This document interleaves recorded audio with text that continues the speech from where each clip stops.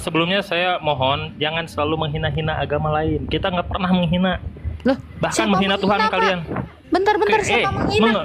Menghujat, lihat. Loh, siapa yang menghujat? Apa hujatan saya? Kami umat Islam itu sangat menghormati. Pak, kok menghina? Coba baca Abasa, memang nabimu mukanya asam.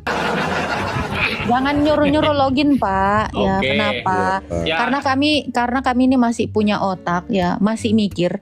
Kami nggak akan mungkin percaya sama omongan laki-laki Arab yang menggauli budaknya di ranjang istrinya sendiri, nggak ada perasaan. Yang mukanya asam sama orang buta, males. Ya ngapain kami login? Beban mental kami berat banget, Pak. Nanti kami dihina di sana sini. Kok bisa kau percaya, Agatha, sama nabi yang kayak begituan? Iya. Masa kami mau percaya pada ajaran yang mengarahkan kita masuk penjara? Boleh pukul istri, boleh bunuh istri, boleh Berperang. kawini bocil, jadi pedofil. Anfal itu dulu. Loh, iya, janganlah begitu, Pak Kang. Kamu ini bukan apa namanya, bukan membantu orang untuk selamat, tapi kamu mengarahkan orang untuk jadi penjahat, Pak Kang Firman. Nah, boleh gitulah. Jangan ya, jangan menjerumuskan orang. Silakan Pak, silakan Pak. Kang Firman dibuka mute-nya. Kami masih waras, kami belum mau ke Al-Maidah 71. Maryam 71. Oh, AFK dulu 3 menit ya ini. Oke. Sudah datang Oke, teman ini. siap. Bisa kan sebelumnya saya mohon jangan selalu menghina-hina agama lain. Kita nggak pernah menghina. Loh, Bahkan siapa menghina Tuhan Pak? kalian. Bentar-bentar, siapa menghina? Menghujat, lihat. Loh, siapa yang menghujat? Apa hujatan saya? Nyebut si Muhammad dah sini. Wah, itu. Loh, memang nyebut si Muhammad emang menghujat? Ya, maksudnya kan Nabi kami itu menghina loh itu. Loh, Maksudnya kok menghina, kurang beradab. Pak? Coba baca At-Tahrim. Kami umat Islam itu sangat menghormati. Pak, kok menghina? Coba baca Abasa, memang nabimu mukanya asam. Loh, masa kau bilang Quran menghina nabi? Jangan gitu dong, Pak. Baca At-Tahrim ayat 1 sampai 5. Loh, itu Quran dengan tafsirnya, dengan asbabul nuzulnya. Kok dibilang Anda tahu menghina apa? sih? Orang kafir tahu apa? Coba kau baca Abasa. Ini surah Abasa. Al-Maidah. Udah Al-Maidah aja dulu nih. Tadi enggak, yang kau mau harus ditanyakan bertanggung apa? jawab. Kamu harus bertanggung jawab. Udah, ini aja dulu. Ini aja dulu, fokus ini aja dulu. Dengar, Pak. Nanti kalau ada room yang lain saya jelaskan. Dengar ya, Pak. Kamu jangan memfitnah saya dengan mengatakan saya menghujat nabimu, menghina nabimu. Itu Qur'anmu sendiri. Kau baca dong, Pak. Abasa ayat 1 sampai 3. Muka nabimu memang asam. Allahmu yang bilang. Loh, bukan saya. Janganlah gitu, Pak. Loh, yang bilang itu data palsu, hadis palsu, itu Quran ya, teman-teman. Kalian baca Abasa ayat 1 sampai 3. Itu benar-benar muka nabimu asam. Bukan saya yang bilang. Quran At-Tahrim ayat 1 sampai 5. Kau baca itu. Asbabul nuzulnya. Turun ayat. Karena apa? Nabi kau menggauli budak di ranjang bininya.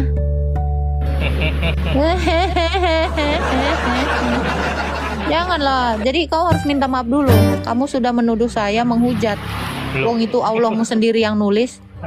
Saya nggak menghujat Anda. Maksudnya orang Kristen ini di Loh, jangan bilang orang-orang Kristen ini. Kamu ngomong sama saya. di Coba room kamu kalian minta maaf. itu. Kamu Di minta tiap maaf room dulu. kalian. Kamu minta maaf dulu. Nggak perlu. Loh, kamu sudah memfitnah saya. Quranmu bilang memfitnah lebih kejam daripada membun-bun. Loh, kamu fitnah saya dengan mengatakan saya menghujat. Saya tidak menyebut nama loh. Loh, kamu bilang saya tadi menghujat. Kalian ini suka menghujat. Dari mana saya menghujat? Buktiin dong. Kristen yang di Gak room usah kemana-mana di sini. Kamu ngomong di sini di room saya. Jangan lari-lari kau.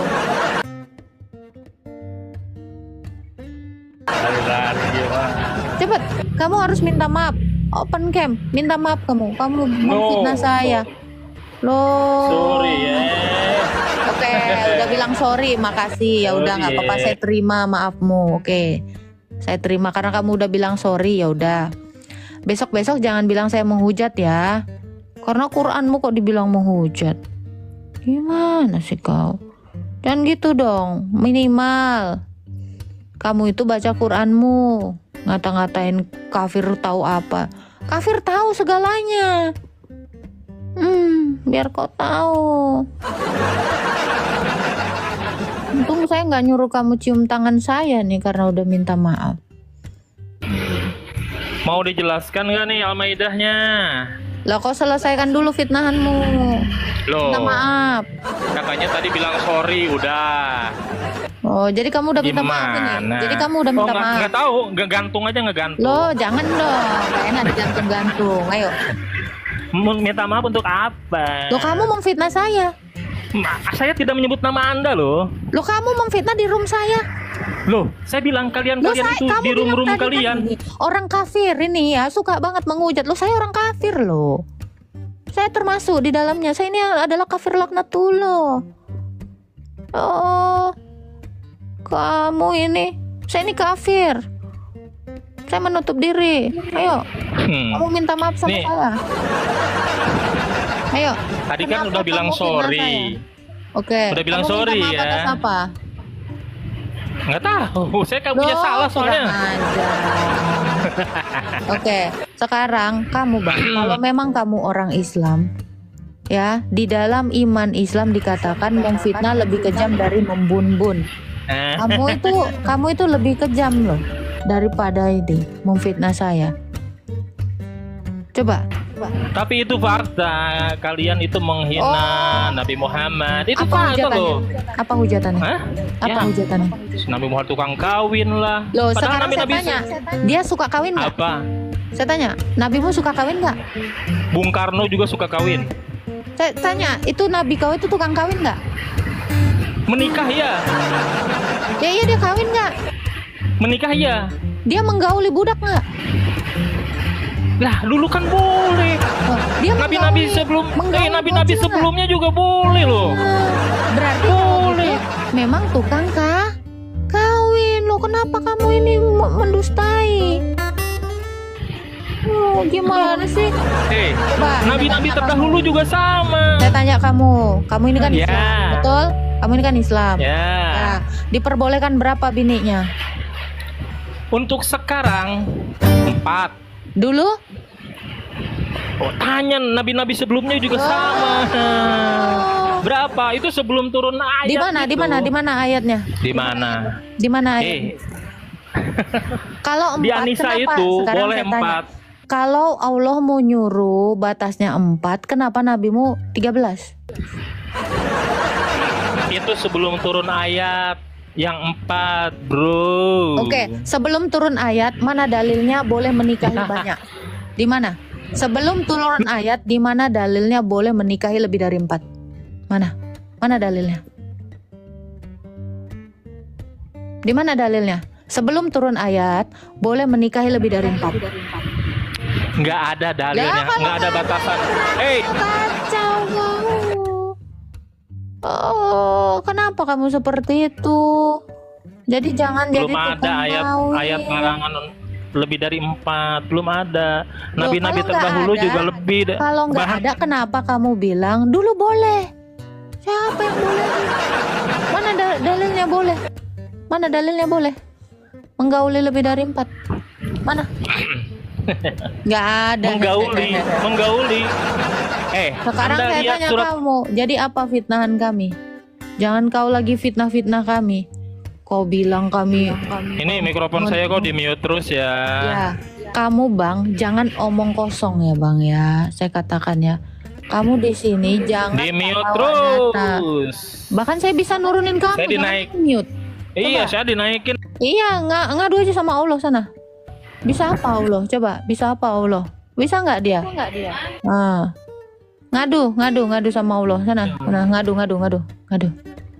Gituan. Gimana sih? Besok-besok jangan bilang kami ini menghujat, jangan bilang kami ini menista. Wong itu dalil kok. Ya? Makanya kalau malu punya nabi kayak gitu, ya jangan mau bernabi kan begitu. Oh. Kami aja orangnya mikir. Makanya tadi kamu nyuruh saya login, saya nggak mau. Kenapa? Saya belum sanggup menanggung hinaan yang adalah fakta. Ya itu, nyuruh login, ya nggak mau lah. Malu banget, siap-siap jadi pengacara gitu loh. Silakan Kak Sutini. Iya Kak, saya ingin lanjut. tentang Nabi Muhammad memiliki banyak istri ya Kak ya. Karena di situ banyak alasan ya Kak, diantaranya menolong janda dan anak yatim, mempererat hubungan dengan kabilah Arab, memperluas kekuasaan Islam di Jazirah Arab. Oh, kawin untuk memperluas Bukan, maksudnya gini Kak. kekuasaan. Aduh. Itu namanya apa ini? Beberapa Modus harta yang dong berarti nikahnya. Enggak Kak, maksudnya gini, Nabi Muhammad berpoligami setelah memasuki usia 50 tahun ke atas Kak. Jadi bukan karena syahwat aja, dia menolong janda miskin, anak yatim, bukan anak yatim, maksudnya orang-orang yang kurang mampu kayak gitu Kak. Jadi bukan hanya syahwat yang di itu. Tuh, Kak, kalau menolong itu harus menikahi kah? Ya mungkin dengan jalan itulah dia akan Itu menolong syahwat jandanya atau menolong apanya? Apa jandanya ini nggak tahan ini syahwatnya, makanya dinikahin? Bukan itu maksudnya. Kak, Maksudnya gini, banyak, Kak. gini Kak, secara logika banyak jalan untuk menolong janda, ya. Jangan menikahi lah, ya dinafkahi. Tapi jangan, nggak perlu harus dinikahi, kecuali memang motifnya untuk menafkahi syahwat janda-janda. Nah itu kan lain ceritanya. Gitu. Nolong itu dengan bersedekah itu bagus.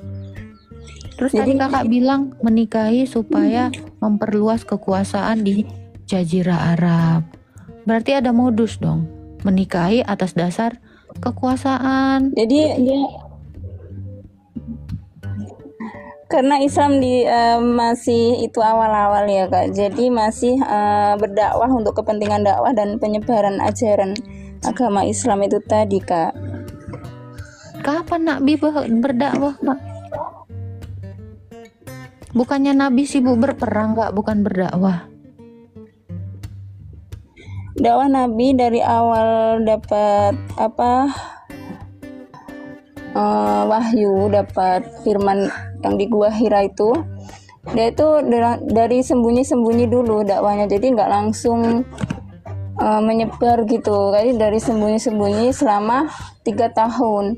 Karena di situ kan kebanyakan bukan agama Islam kan Kak, agama Quraisy, agama Yahudi. Jadi kalau langsung terang-terangan itu pasti akan di perang di itu. Makanya itu ada Sebentar Kak, kok berarti Islam itu baru-baru diperkenalkan Nabi Muhammad gitu waktu dia diutus menjadi nabi gitu Kak? Dari dalam roh itu sudah Allah utus Kak, cuman dia semenjak lahir dari kecil sampai dengan sampai mendapat wahyu ya umur 40 tahun, dia tidak pernah berzina, tidak pernah menyembah menyembah selain, maksudnya menyembah berhala-berhala kayak gitu. Jadi dia tuh masih suci sampai dia mendapat wahyu itu tadi. Tunggu Kak, sebelum masuk Islam dia suci, tidak berpoligami, tidak apa tadi kata kakak itu. Loh, kok setelah masuk Islam kok malah lebih kacau Kak? Kawin sana sini loh. Mendingan tau gitu Muhammad nggak usah masuk Islam lah. Masuk Islam malah nggak suci. Loh, gimana ini? Coba, selama dia belum jadi nabi ya, sebelum dia masuk Islam, ya, dia pernah membunuh nggak? Nggak pernah. Kenapa setelah masuk Islam jadi membunuh, jadi berpoligami, jadi nggak suci? Wah, nyesel banget. Mending nggak masuk Islam dong kalau gitu Kak. Karena diperangin dulu, jadi kita memberantas Nabi Muhammad berdakwah itu untuk memberantas orang-orang yang maksudnya menyembah berhala, menyekutukan Allah kayak gitu Kak. Loh, kan Muhammad ini kan membawa sesembahan baru, ya kan? Membawa sesembahan baru. Padahal sejak semula sesembahan di situ udah tahu kan Allah Hubal. Hubal itu adalah Allahnya orang-orang Quraisy, pagan Quraisy. Loh, kenapa dia bikin agama baru, bikin Tuhan baru? Malah dia itu memerangi orang-orang yang memang sudah sejak semula ada di situ, Kak. Kan di situ ceritanya nih ya, Islam itu minoritas tuh dibawa si Muhammad gitu. Kok berani-beraninya dia memerangi mayoritas gitu loh.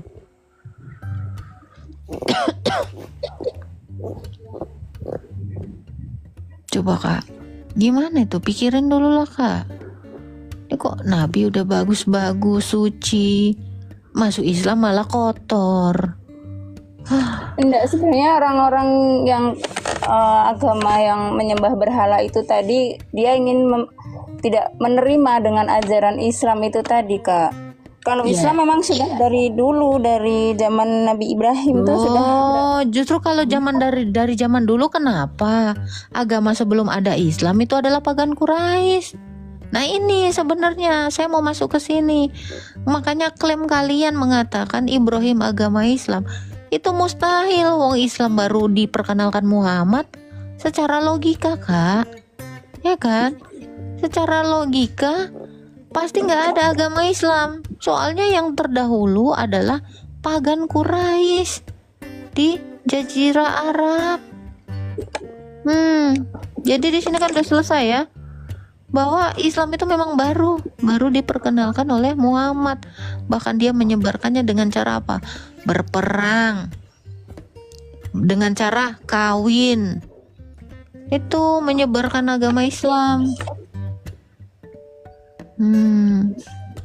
Jadi besok-besok jangan bilang Ibrahim itu Islam, Fir'aun Islam, Isa Islam, wong Islamnya baru.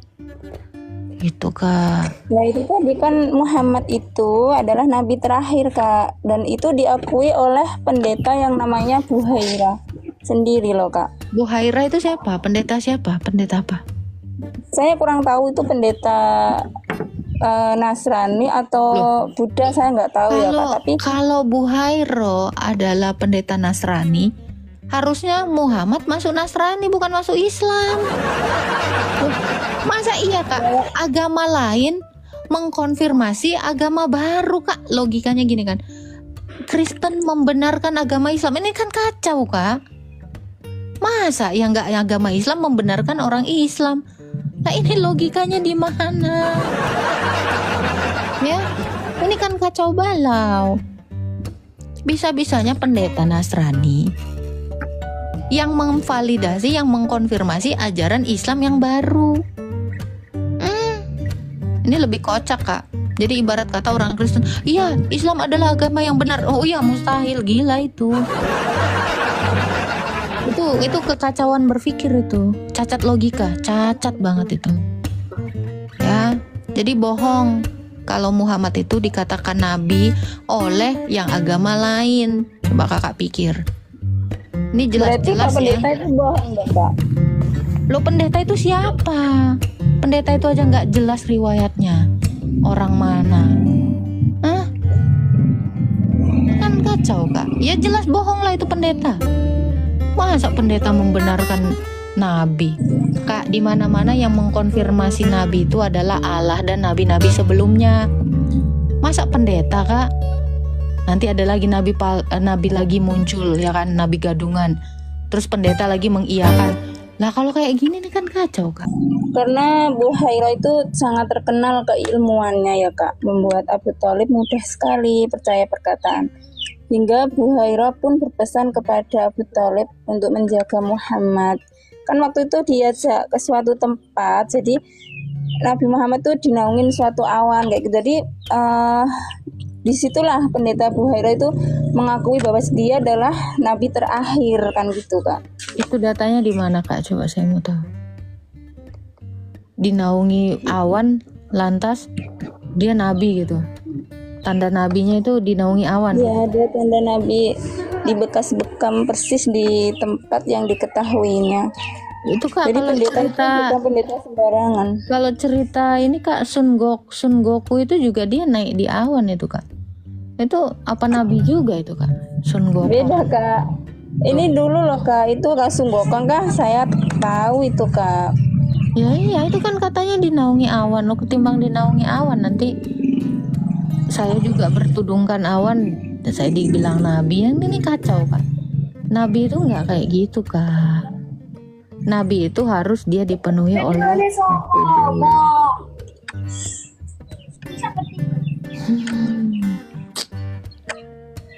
Kakak kok percaya sih Kak kayak gini Kak, cerita abal-abal gini Kak. Astaga.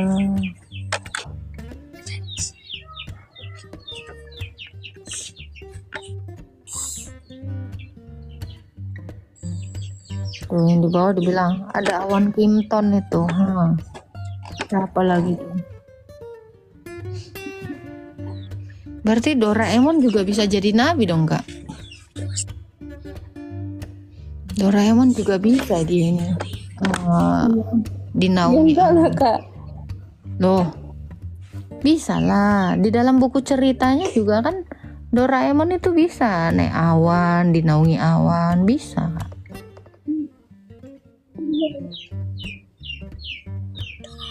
Ya toh?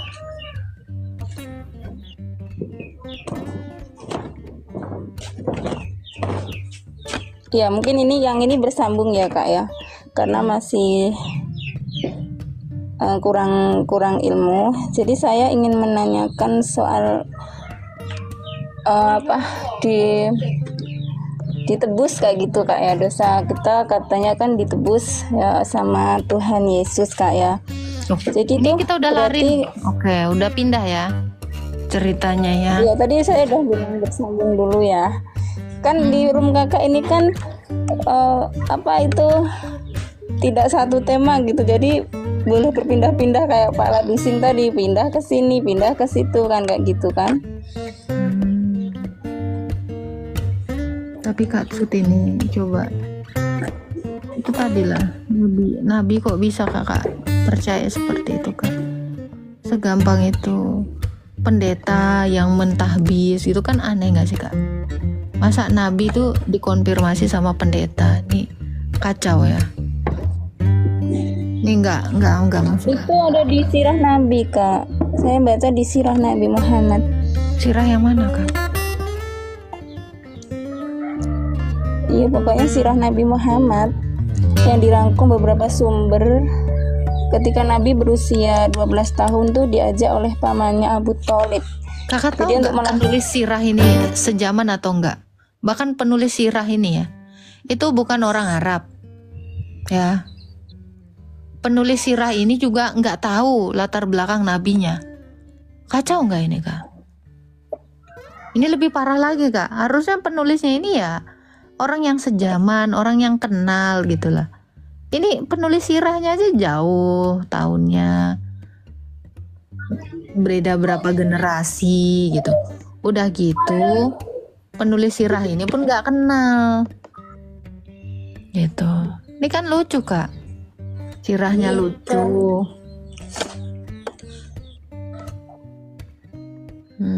Gimana itu Kak?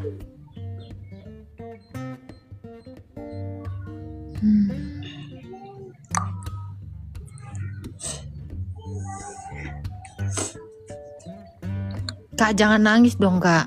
Astaga. Tidak Kak, ngapain nangis? Lah itu aku kira Kakak nangis tadi Kak. Astaga. Ini Kaget tadi anak aku. saya ini yang sana Aku kira. anak saya itu ganggu aja. Oh iya. Tidak Kak. Aku kira Kakak nangis. Astaga. Maaf ya.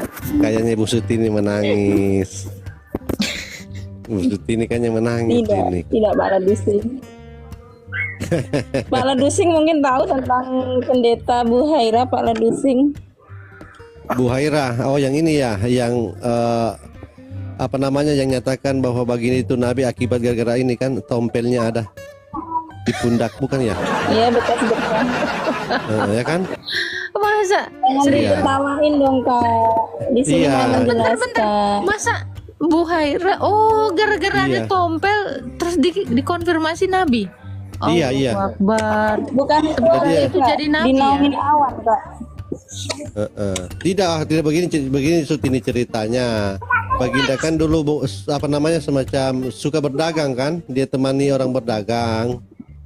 Dalam kelompok Iya. dagang itu, dalam kelompok dagang itu, si Buhaira ini cari orang yang punya tanda-tanda kenabian itu.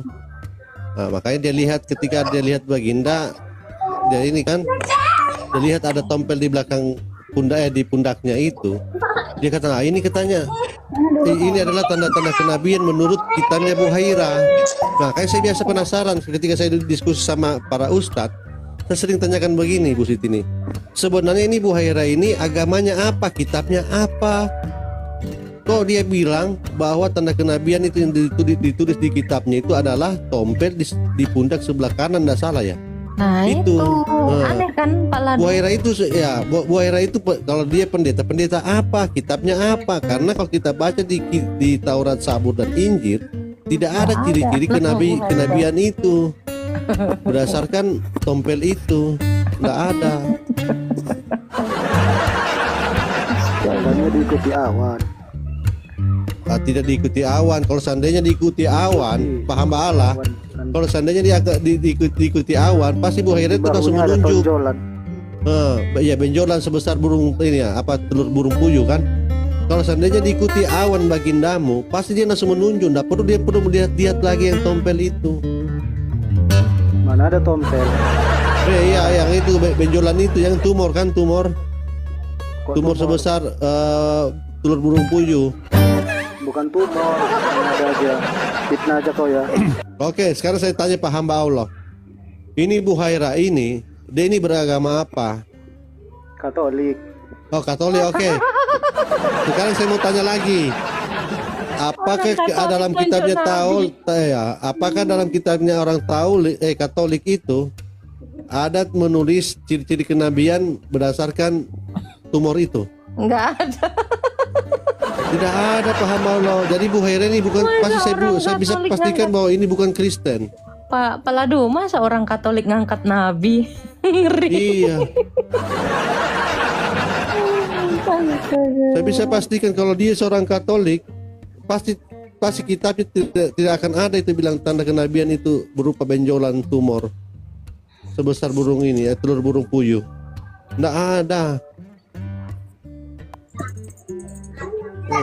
Dia pasti Itu bukan bukan Kristen itu. itu bekas bekam Pak, bukan benjolan. Bekas-bekas. Berarti kalau sampai kami ini malam, sampai kami ini sore ini, ya, Nabi. selama 3 hari saya bisa jadi nabi dong. Karena kan bekas bekam itu kan kadang hilang dalam waktu 3 hari, bahkan kadang Gampang banget seminggu. jadi Nabi ya. Iya, saya bisa pastikan bahwa Buhaira ini bukan Kristen, bukan Katolik pasti, karena kitabnya saya sudah baca semua, tidak ada. Nasrani itu Pak. Oke, kitabnya apa?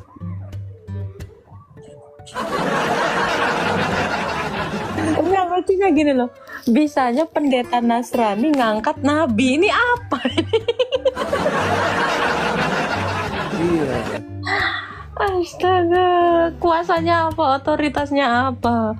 Pendeta saya pernah- Nasrani yang nggak jelas ini Saya ngangkat. pernah baca kisah itu. Jadi menurut pendeta itu katanya di dalam kitabnya itu sudah dibuatkan bahwa ciri-ciri Nabi itu punya tumor sebesar telur burung puyuh itu di pundaknya. Tapi saya cari-cari kitabnya, kalau kitab Kristen itu tidak ada. Mau Kristen Katolik tidak ada. Karena Pasti, Bu. kitab-kitab bimbel itu sekarang udah diperbarui itu yang asli Mana pernah? sudah banyak, sudah abang serapan Pak. Enteng banget ya, enteng banget ya. Bu Pak Sutini. Ladusing, Ya. gini Pak Ladusing. Aku Ya. ngangkat kau jadi nabi, terus gitu kan. Ada orang lain gini kan. Apa buktinya dia ini adalah Nabi. pendeta? Ada di dalam kitabnya. Mana? Udah dirubah-rubah. Padahal Bu Sutini, kalau Ibu Sutini mau tahu Bu Sutini, Dirubah-rubah. ketika nabimu ketika sudah lahir itu Alkitab itu sudah dikanon Bu Sutini, sudah berbentuk buku. Mana bisa lagi dirubah-rubah itu? Iya, bagaimana mau dirubah-rubah lagi? Kan lucu. Alasannya ini lawak banget loh, serius. Selalu gitu. Host baru dengar ya cerita ini. Saya sudah lama saya.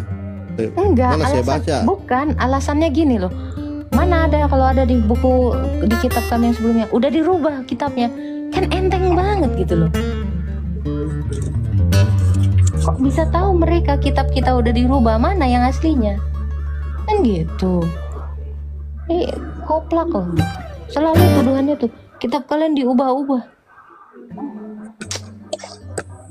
Apa yang diubah juga mereka tidak tahu. Nggak ada untungnya, mereka aja nggak tahu apa-apa.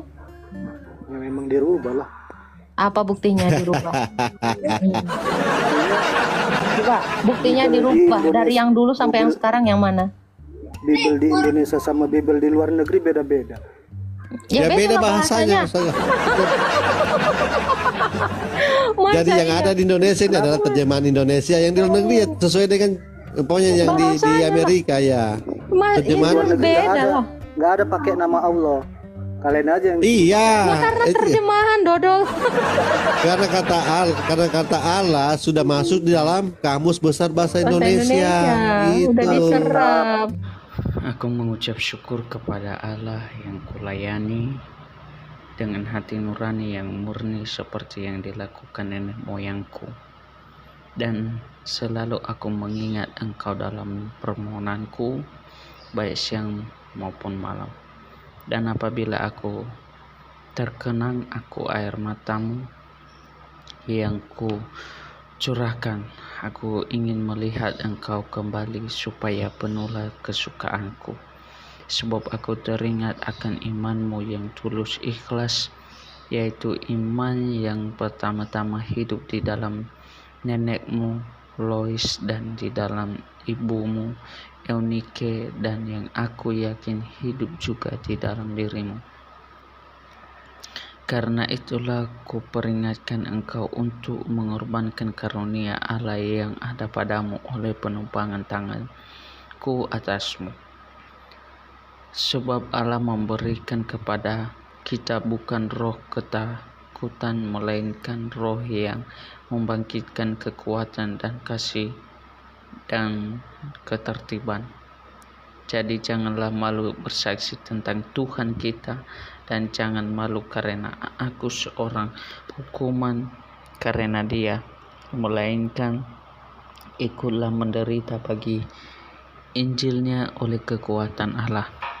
Dialah yang menyelamatkan kita dan memanggil kita dengan panggilan kudus, bukan berdasarkan perbuatan kita, melainkan berdasarkan maksud dan kasih karunia-Nya sendiri yang telah dikaruniakan kepada kita dalam Kristus Yesus sebelum permulaan zaman, dan yang sekarang dinyatakan oleh kedatangan Juru Selamat kita Yesus Kristus, yang oleh Injil telah mematahkan kuasa maut dan mendatangkan hidup yang tidak dapat dibinasa. Untuk Injil inilah aku telah ditetapkan sebagai pemberita, sebagai rasul dan sebagai guru.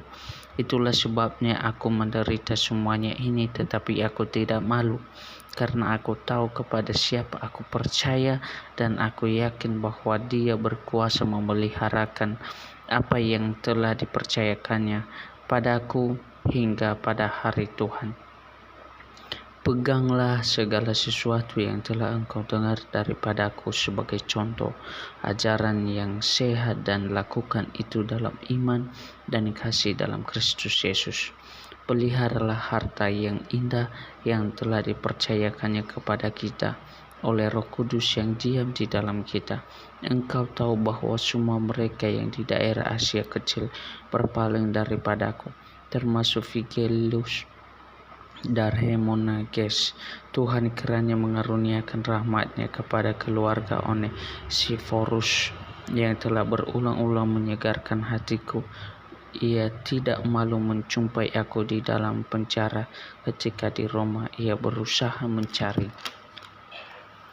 aku dan sudah juga menemui aku. Kiranya Tuhan menunjukkan rahmat-Nya kepadanya pada harinya.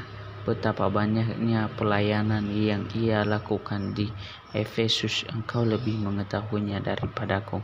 Sebab itu, hai anakku, jadilah kuat oleh kasih karunia dalam Kristus Yesus. Apa yang telah engkau dengar daripadaku di depan banyak saksi, percayakanlah itu kepada orang-orang yang dapat dipercayai, yang juga cakap mengajar orang lain. Ikutlah menderita sebagai orang prajurit yang baik dari Kristus Yesus. Seorang prajurit yang sedang berjuang tidak memusingkan dirinya dengan soal-soal penghidupannya, supaya dengan demikian ia berkenan kepada komandannya.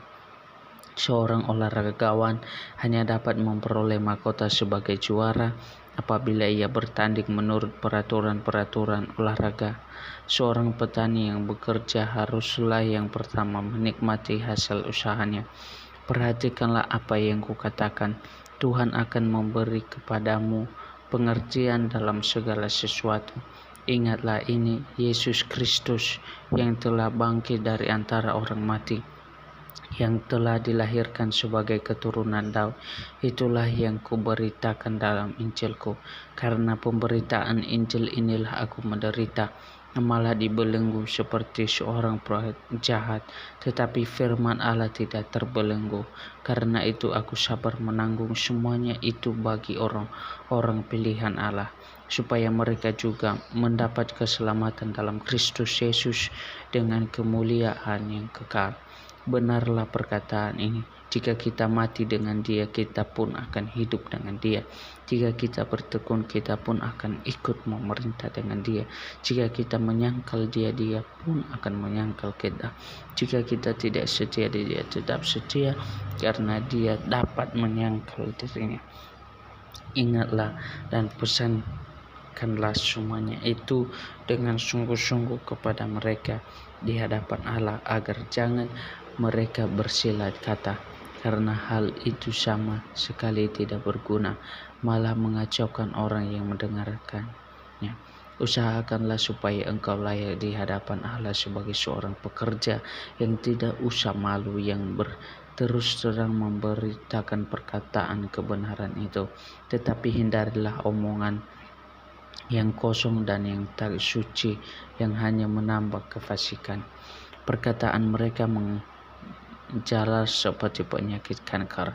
Di antara mereka termasuk Himeneus dan Filetus, yang telah menyimpang dari kebenaran dengan mengajarkan bahwa kebangkitan kita telah berlangsung, dan dengan demikian merusak iman sebagai orang. Tetapi dasar yang dikatakan Allah itu teguh, dan materinya ialah Tuhan mengenal siapa kepunyaannya, dan setiap orang yang menyebut nama Tuhan hendaklah meninggalkan kejahatan. Dalam rumah yang besar bukan hanya terdapat perabot dari emas dan perak, melainkan juga dari kayu dan tanah. Yang pertama dipakai untuk maksud yang mulia, dan yang terakhir untuk maksud yang kurang mulia. Jika seorang menyucikan dirinya dari hal-hal yang jahat, ia akan menjadi perabot rumah untuk maksud yang mulia. Ia dikuduskan, dipandang layak untuk dipakai tuannya, dan disediakan untuk setiap pekerjaan yang mulia. Sebab itu jauhilah nafsu orang muda, kejarlah keadilan, kesetiaan, kasih damai bersama-sama dengan mereka yang berseru kepada Tuhan dengan hati yang murni. Hindarilah soal-soal yang dicari-cari, yang bodoh dan tidak layak. Engkau tahu bahwa soal-soal itu menimbulkan pertengkaran. Sedangkan seorang hamba Tuhan tidak boleh bertengkar, tetapi harus ramah terhadap semua orang. Ia harus cakap mengajar, sabar, dan dengan lemah lembut, dengan menuntut orang yang suka melawan, sebab mungkin Tuhan memberikan kesempatan kepada mereka untuk berobat dan memimpin mereka sehingga mereka mengenal kebenaran. Dan dengan demikian mereka menjadi sadar kembali karena terlepas dari jerat iblis yang telah mengikat mereka pada kehendaknya. Ketahuilah bahwa pada hari-hari terakhir akan datang masa yang sukar. Manusia akan mencintai dirinya sendiri dan menjadi hamba uang. Mereka akan membual dan menyombongkan diri. Mereka akan menjadi pemfitnah. Mereka akan berontak terhadap orang tua dan tidak tahu berterima kasih, tidak mempedulikan agama, tidak tahu mengasihi, tidak mau berdamai, suka menjelekkan orang, tidak dapat mengekang diri, garang tidak suka yang baik, suka mengkhianati, tidak berpikir panjang, berlagak tahu lebih menuruti hawa nafsu daripada menuruti Allah. Secara lahiriah mereka menjalankan ibadah mereka, tetapi pada hakikatnya mereka memungkiri kekuatannya. Jauhilah mereka itu, sebab di antara mereka terdapat orang-orang yang menyeludup ke rumah orang lain dan menjerat perempuan-perempuan lemah yang serat dengan dosa dan dikuasai oleh berbagai-bagai nafsu, yang walaupun selalu ingin diajar namun tidak pernah dapat mengenal kebenaran. Sama seperti Yanes dan Yambres menentang Musa, demikian juga mereka menentang kebenaran. Akal mereka bobrok dan iman mereka tidak tahan uji.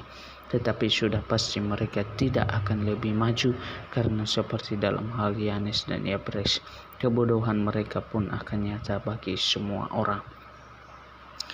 Tetapi engkau telah mengikuti ajaranku, cara hidupku, pendirianku, imanku, kesabaranku, kasihku, dan ketekunanku. Engkau telah ikut menderita penganiayaan dan sengsara seperti yang telah kuderita di Antiokhia dan di Ikonium dan di Listra. Semua penganiayaan itu kuderita dan Tuhan telah melepaskan aku daripadanya. Memang setiap orang yang mau hidup beribadah di dalam Kristus Yesus akan menderita dianiaya. Sedangkan orang jahat dan penipu akan bertumbuh jahat, mereka menyesatkan dan disesatkan. Tetapi hendaklah engkau tetap berpegang pada kebenaran yang telah engkau terima dan engkau yakini, dengan selalu mengingat orang yang telah mengajarkannya kepadamu. Ingatlah juga bahwa dari kecil engkau sudah mengenal kitab suci yang dapat memberi hikmat kepadamu dan menentukan engkau kepada keselamatan oleh iman kepada Kristus Yesus. Segala tulisan yang diilhamkan Allah memang bermanfaat untuk mengajar, untuk menyatakan kesalahan, untuk memperbaiki kelakuan, dan untuk mendidik orang dalam kebenaran. Dengan demikian tiap-tiap manusia